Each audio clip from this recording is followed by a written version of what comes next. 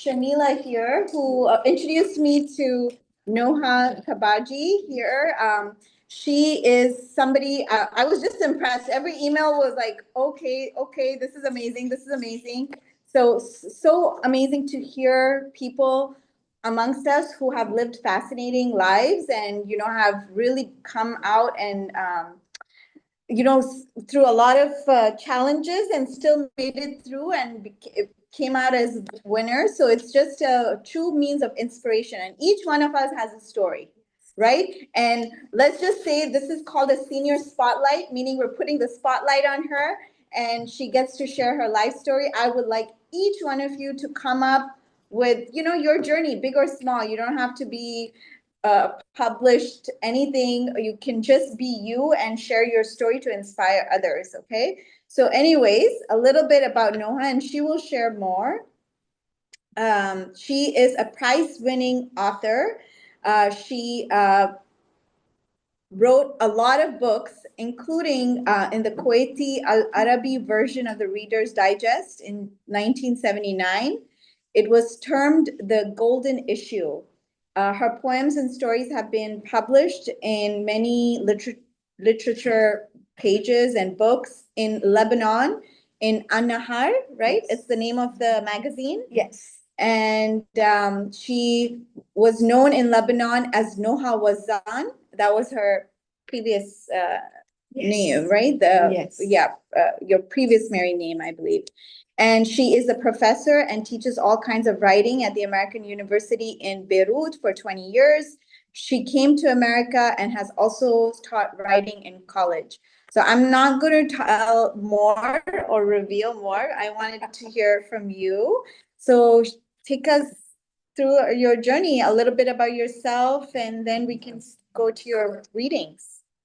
Thank you very much for having me today. It's an honor. I'm very happy to meet all of you, each and every one of you, and I'm glad to share my story with you. Thank you for allowing me to do that. So here is, I'm from Lebanon. I came here in the year 2000. So here is my story. With over 4 decades of experience in higher education, I have shaped minds and as both a college teacher and professor. I spent 20 years teaching at the American University of Beirut in Lebanon before bringing my expertise to the United States. Based in Huntington Beach, California, I embraced the challenge of teaching at four colleges simultaneously, working with students from all walks of life. I taught military personnel stationed around the world through online classes, supported incarcerated individuals through correspondence courses, and guided diverse learners in traditional classroom settings.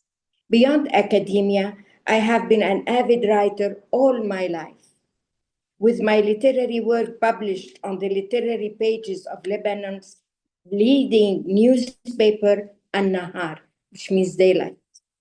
In 1978, Al Arabi, the Arabic version of the Reader's Digest, announced a short story competition for its golden issue to be published in January 1979. I was honored with this prize for my story, The Sniper, depicting the tragedy of the Lebanese war. Now that I am retired, I am dedicating time to the writing club at the Irvine Senior Center for avid writers to practice their love of writing. Now, I have written a short poem in celebration of our meeting today. How many events had to happen for us to come from different parts of the world and meet here today? That is really a lot of coincidences, a lot of events. So here it is. When the sun gave birth to the planet Earth, destiny in its might Watch the glowing light whirl its way through the endless universe. And destiny in its might decreed that in billions and more billions and millions and more millions and hundreds upon hundreds of years, you and I will be conceived and we will meet here today.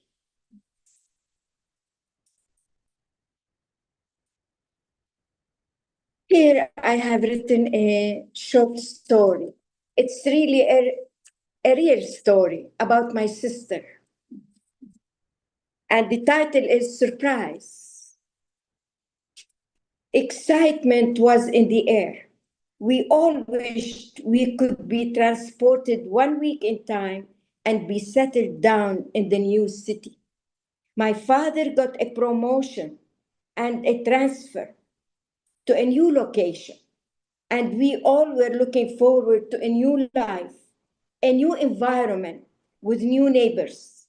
And to my siblings and me, it also meant a new school, new friends. So it was decided at last that the next day would be the last day of school, and the day after tomorrow would be the first day of moving into our new world. My sister, 2 years my junior at 11, was full of excitement. As I lay down in bed at the end of the day, ready to sleep, I saw her open a book and tear off blank papers. "What are you doing?" I asked. She did not answer me, being too busy to interrupt her work. So I asked again. She said impatiently, "I am writing personalized farewell letters to my classmates." "And why not just bid them all one farewell at the end of the last class?" I suggested.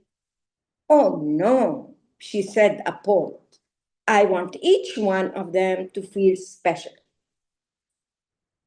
I could not get myself to sleep as she was tearing one paper after the other, writing her farewell message, folding each neatly, and then writing the name of the intended classmate, all as she was keeping the lights on. Then there came a moment when she dashed out the door, apparently to the bathroom. I sprang from my bed, seized one of her well folded papers, and started to read. "Dear Johnny, you laugh like a donkey and walk like a monkey. I am glad I won't have to hear you ever again." Another message read, "Dear Lisa, stop looking at David. He doesn't love you. I know who he loves, but will never tell you. I am so happy I will not have to see you again."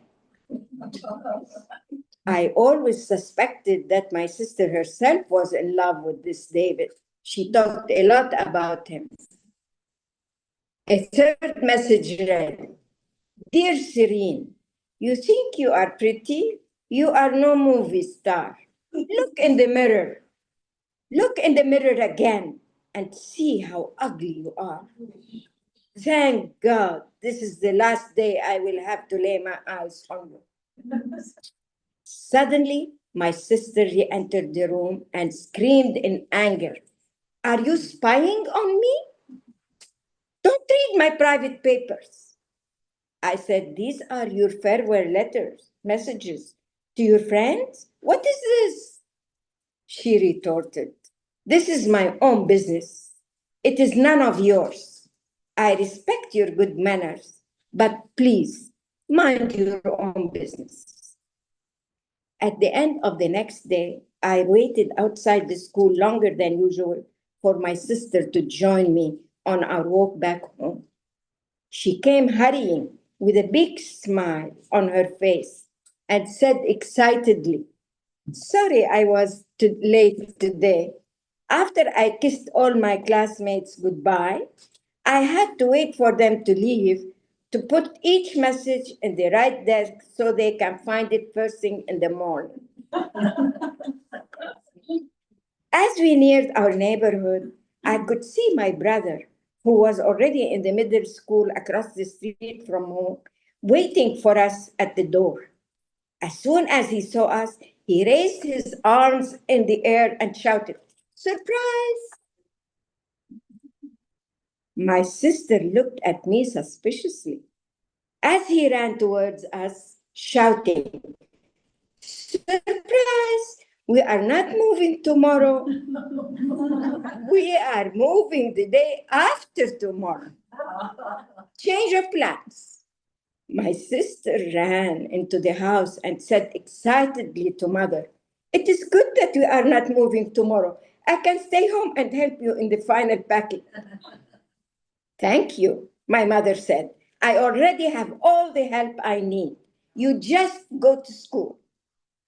My sister retorted angrily, "What do you mean, just go to school? We have already bid our friends farewell. We cannot go back."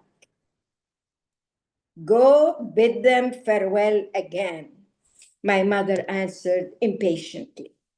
As I was getting ready for school the next morning, I could hear my sister pleading with mother to let her stay home.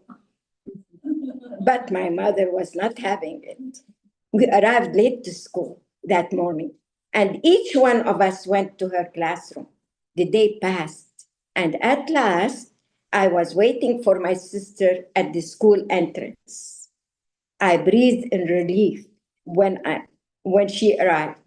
She was unusually silent and looking at the ground as she walked.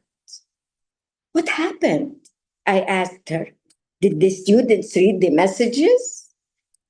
She said in a low voice that all day long, students acted as if nothing had happened at all, which made her suspect that the papers must have been thrown away by the janitors.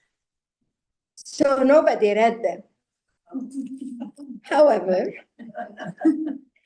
after the last bell rang and the students left, the class teacher sat her down and said to her gently, "You know, Dora, we are going to miss you very much.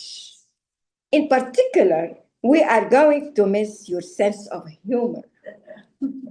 But just remember that when you leave a place, you want to leave a good impression and a few warm words." So this really happened? This really happened. Oh, Yes, wow. my sister, and she is Dora.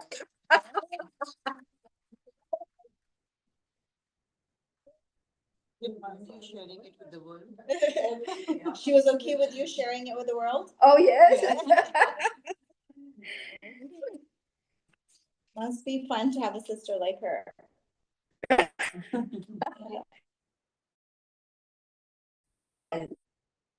At our age, we always wonder how the world is gonna be. So we think about yesterday and we think about tomorrow. In the past, we did not think much about the world or about tomorrow. We thought we were always going to be nice and handsome and beautiful and young and all of this. But now we think. And here is a short poem, just 4 lines. Yesterday, today, and tomorrow. Yesterday was 10, 20 years ago, and tomorrow was the light. Today, yesterday is 60, 70 years ago, and tomorrow is the night.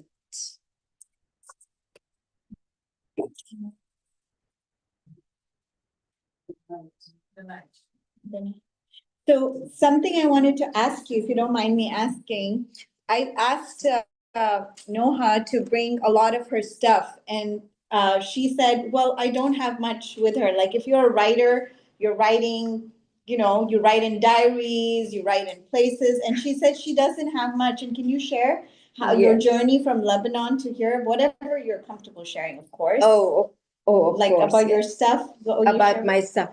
Most of my work was published by An-Nahar, which is the leading newspaper, on its literary pages. So I don't really have any of them. I don't have evidence of them because, with time, the newspaper just goes away. And I have done so much work in my life. I have worked with the United Nations in Lebanon on the cause of women. Now, women have changed a lot. But at the time when I was there, there was just one road, straight line that all women pursued: school, marriage, children. That was it. And then you serve the family. That's it. But now women have changed. I mean, 25 years ago. But at my time, we needed to do much work, just like to awaken women that there's more in life than this. There's more to life than this. There is yourself. You have to realize what you want, do something about your life. Be a person, not just a person who would just do what they are told to do and what they are used to do and listen to your mothers. Don't repeat the story of your mother. Be yourself. So we worked a lot about that.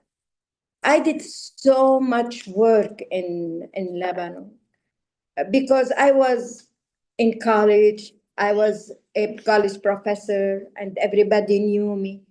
Lebanon is a very small country, 1.5 million when I went there, when I was there. Now they are 5 million. That is like Orange County, maybe. Everybody knows everybody. Everybody is born famous. If they don't know you, they know your uncle, a neighbor, a friend. So everybody knows you don't have to do anything spectacular to stand out. It's just, oh, this is written by Noha. Yeah. So everybody knows everybody. I attended two world conferences on women by the United Nations. One of them was attended also by Mrs. Clinton.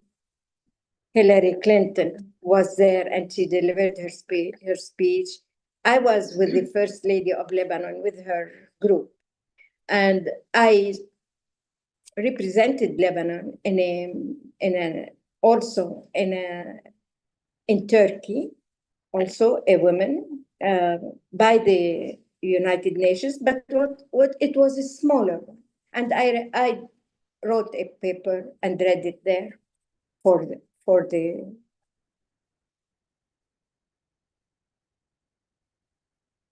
how much work I did. I did so much work. I was a very active woman. I read poetry. I can't imagine how many things. Now, when you asked me about what did you do, I started thinking, wow, all this I do.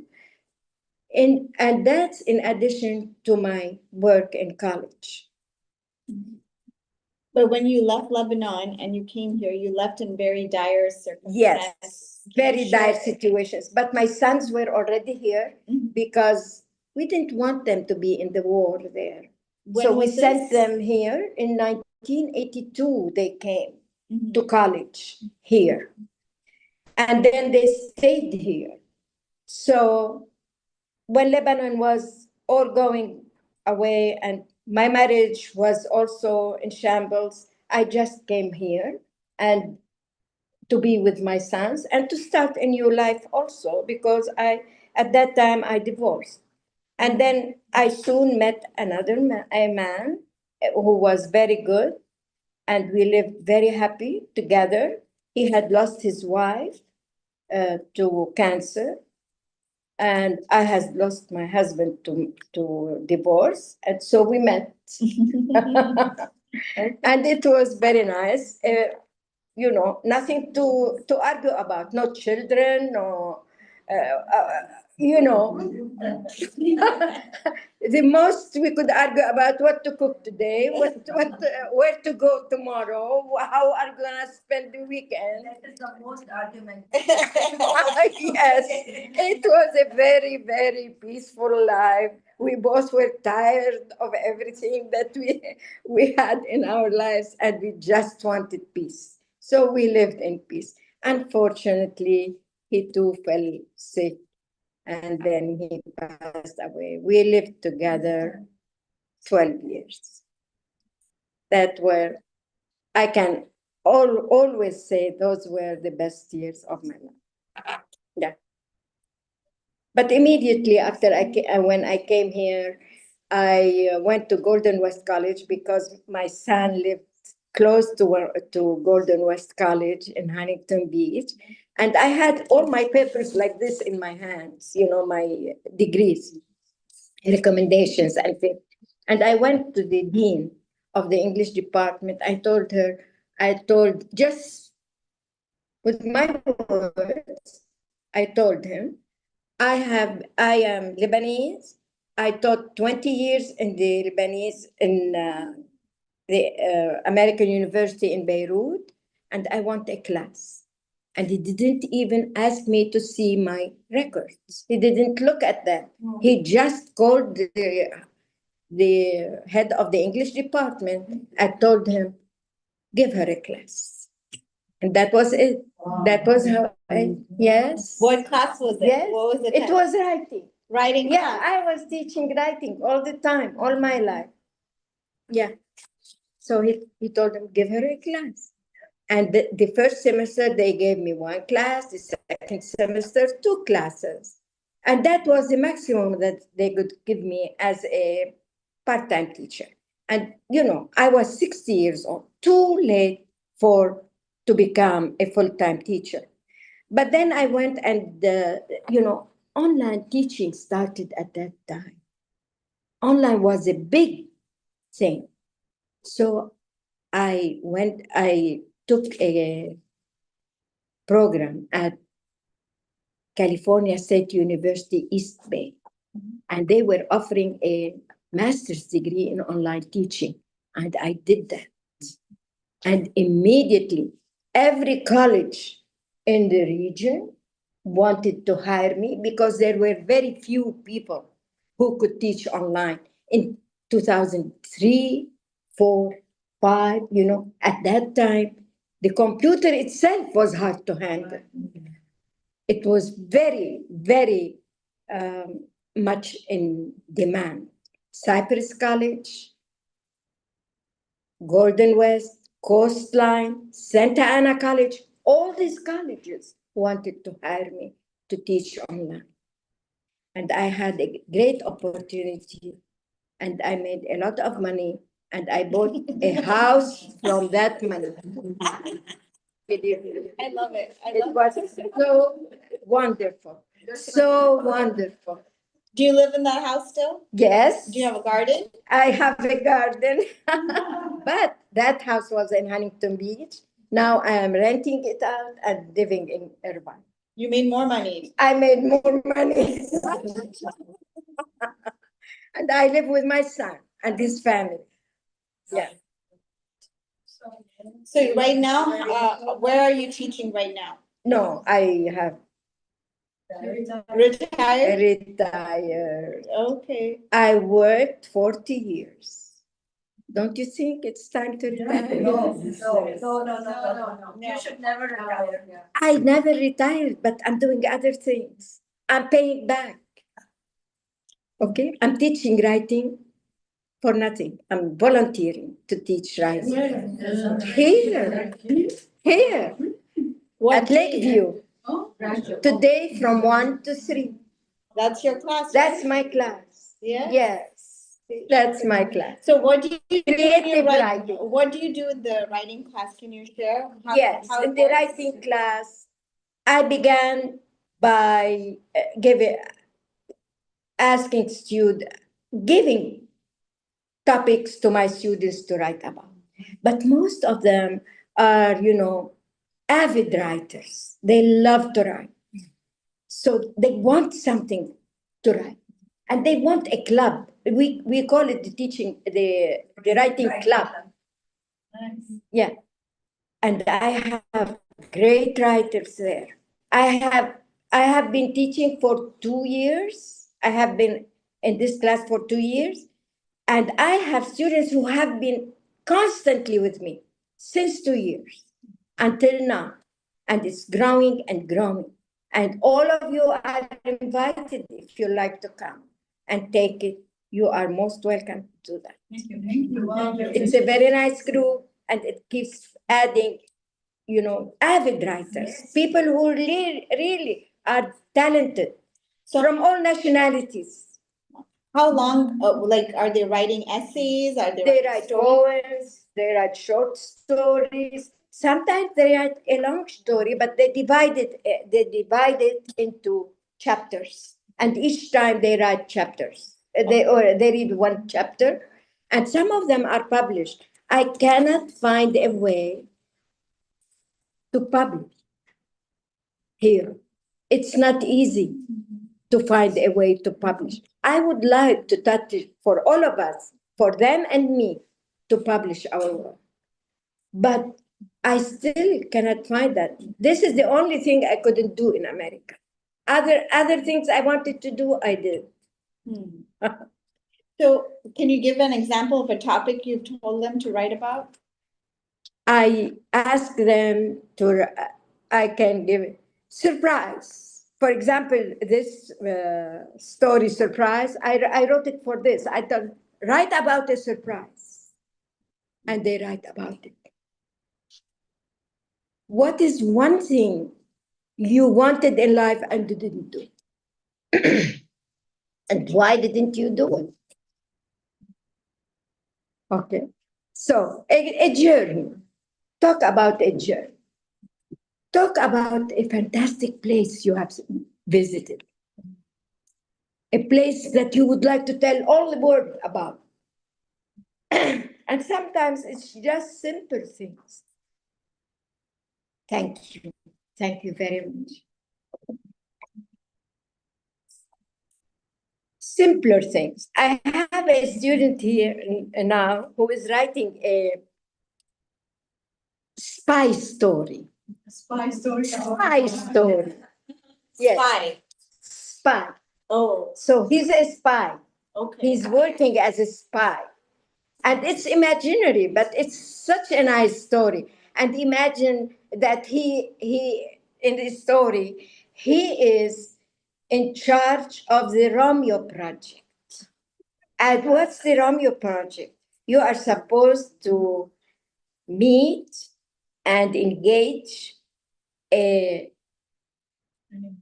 woman spy on the other side. So they fall in love with her, they pretend they are in love with her, and so on and so forth, And this is called the Romeo Project. Just its name is exactly what it means. So he will be the Romeo and she will be the Juliet. And he will, court her and tempt her and so on to get some information from her for his country. Do any of you, sorry. Yeah, go ahead. You're all welcome to ask questions, by the way. Yes, I don't go want to ahead. throw it out there. And do you want a writing class with Noha maybe one time to try it out? Yeah. Yeah, she'll give you a topic like this, something Yeah. challenging, and it'll make you think. But really, it's free writing. I mean, I do give topics, but sometimes they don't like them, so they don't write about them. They come up with their own. Oh. And that's quite okay too. It's very nice. I mean, I like them. There are such good writers in the world, but they are looking for a way to get their writing out there. Who's your favorite writer or author or poet? Gibran. Who else? We knew he's Lebanese, and we read him in Lebanon in Arabic. We sang his verse. And here he was very well known. So we really love him very much. Yeah, I have read everything, English literature, because that's my field, English literature, English and American literature. So I read all the books, all the stories, all the poems, and I never have enough of them.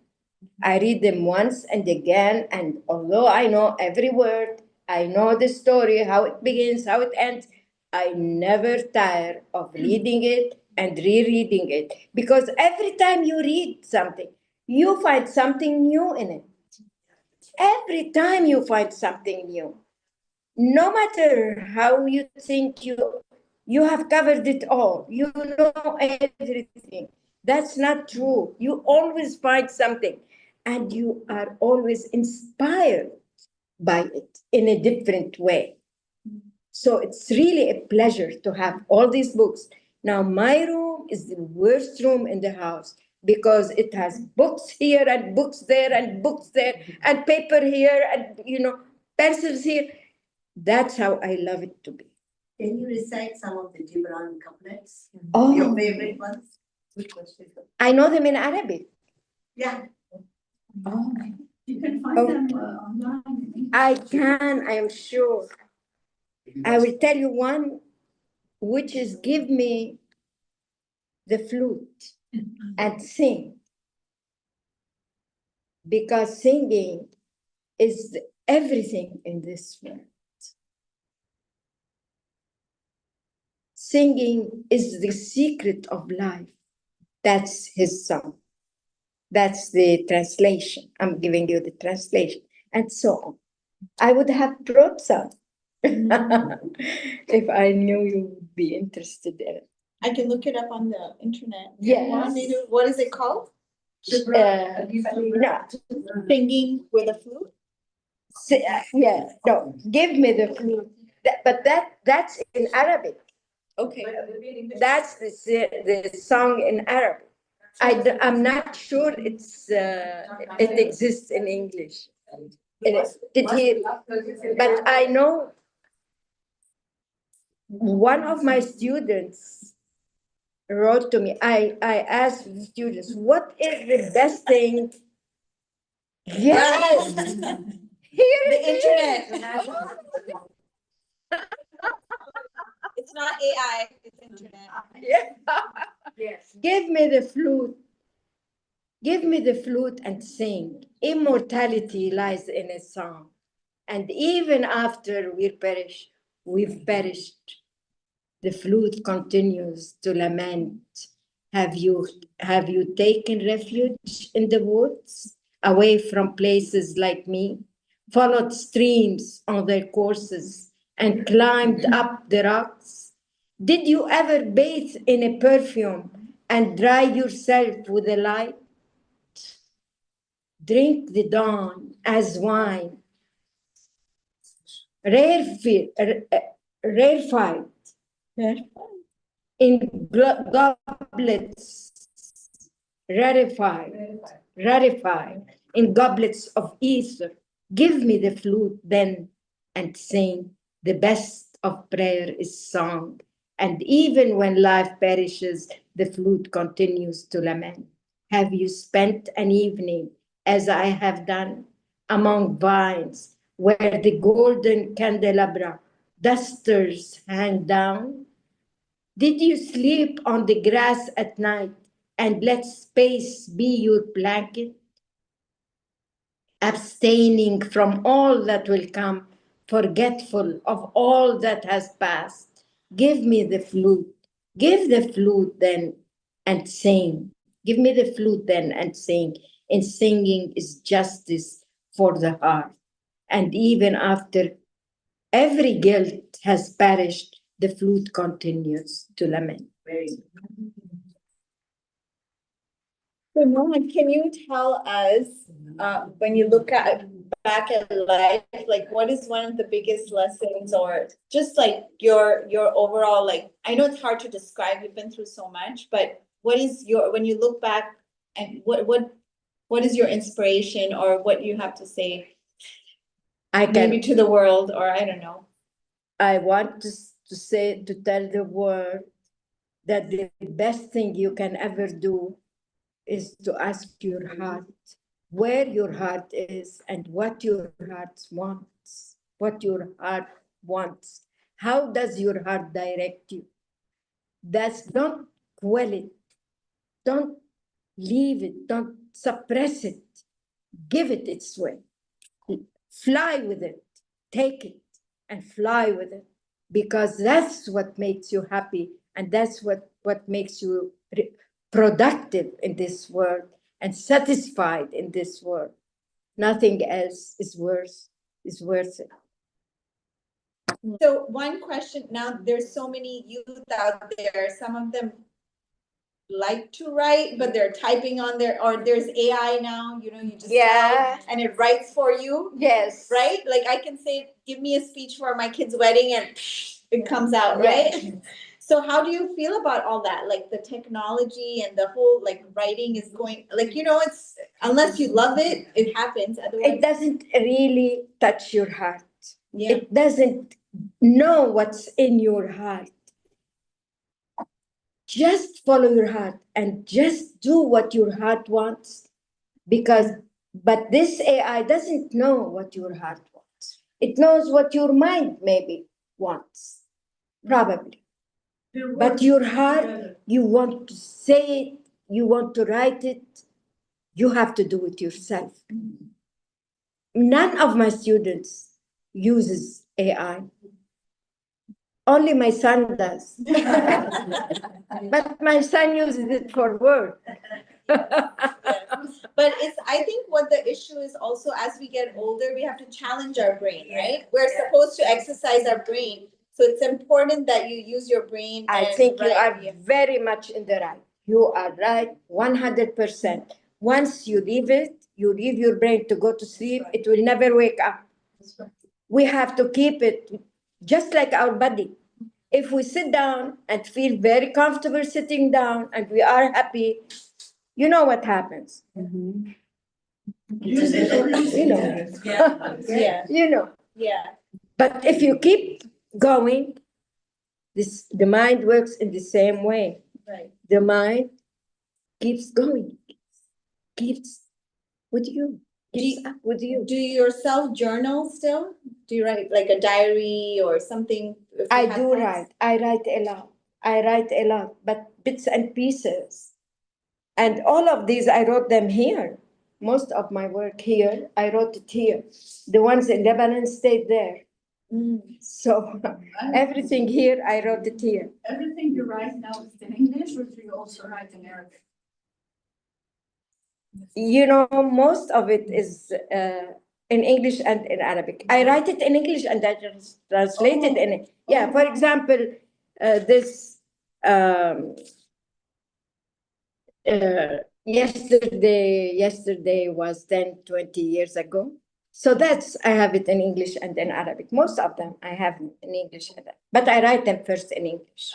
And then I translate, because translation into Arabic is easier for me than translation into English. But you think in English?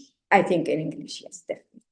Because all my life I've been reading English. In Lebanon, in the Lebanon, American yes. University, you were teaching English? Yes. Okay. That's English what writing. English writing, that's what I thought. Writing. And what is your advice to the youth of today? Be yourself. Just be yourself and be the best you can.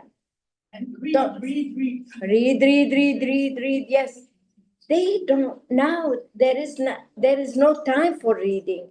There is so much. The world gives us so much, offers so much, especially to young people. I mean, they're doing things we never dreamed of, right? I mean, they are young, in their 16 years old, in their teens, early 20s, and they're doing such great things. Well, of course, there's AI, and then the world, it keeps changing. It keeps changing so rapidly that sometimes we don't get to understand what's going on. Right. Well, is there anything else you'd like to share? Or we can wrap up, whatever you feel like. I would like to read this poem. Okay. And we'll end there. Was it worth it? So was it worth it? Yes. Yes. Oh, very good. Oh, That's the title. Advice for adults, same age. She's saying, what is your advice for adults? Forget the The kids. senior. Senior. Don't think of tomorrow. Think of today, and think of the things you couldn't do or you love to do, and continue doing. It's very hard. Not very hard. Keep yourself busy. Stay active. That's very important. Don't give up. So this was inspired by a piece of news in that goes like that. NASA's Hubble Space Telescope captured the quick fading celebrity status of a supernova. The self-detonation of a star killed itself and went into the dark. Yeah, the Hubble snapshots have been assembled into a telling movie of the Titanic stellar blast disappearing into oblivion in the spiral galaxy located 70 million light years away. So that inspired me with this. And the title is, Was It Worth It? I often looked up to the sky and cried and screamed and asked God, why? Why was I thrust into this life? Why was I forced here to endure avarice, hatred, and endless strife, war, hunger, illness, and the loss of life? Why was I thrown here into this misery? Happy was never in my vocabulary. Why? And one night, as I lifted my face to plead my plight, the moon shone and spread the light, and the shining beauty touched my heart. I gazed in awe at the tapestry and was amazed by the glory. I thought of all the creations that nature has perfected. Was it worth it to come here and see the creations in the universe? The flowers, the forests, the bees, the chimpanzees hanging from the trees, their babies in their hands, the orcas in the oceans, the eagles in the skies, the stars beyond the stars, and human might over place and time? Would I have chosen oblivion, or would I have opted for this one-time dance, only to become an exploding star, a piece of eternity created by chance? Thank you so much.